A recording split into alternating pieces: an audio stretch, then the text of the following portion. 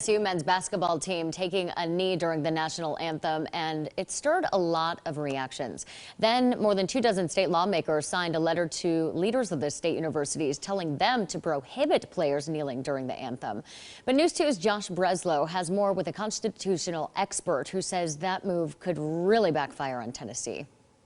This is a very, very serious matter and very dangerous constitutionally speaking. Stuart Harris is a constitutional law professor at Lincoln Memorial University, talking about the letter that 27 Republican state senators signed in response to the ETSU men's basketball team kneeling during the national anthem. The letter encouraged state university leaders to prohibit such actions moving forward.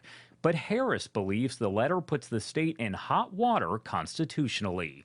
The danger here is that this letter may be perceived as placing pressure on state university administrators because, of course, the legislature holds the purse strings. If I had been advising them, if I'd been their lawyer, I would have strongly recommended that they not sign it. Harris said the First Amendment would be violated if a university tried to penalize students for expressing their individual opinions. It could result in court action, and it could result in very large judgments against the universities and perhaps against the legislature as well. As state universities are public institutions, they are subject to the First Amendment. But to turn around and try to say, well, these are state universities and therefore students who are wearing a basketball uniform are somehow representing the views of the government or speaking on behalf of the government, that's just not true. Harris said students should be seen as individuals who have the right to peacefully protest. I'm one of those old-fashioned guys who gets misty-eyed when he hears the national anthem. And I stand up and I put my hand over my heart and I sing. But the thing that makes it important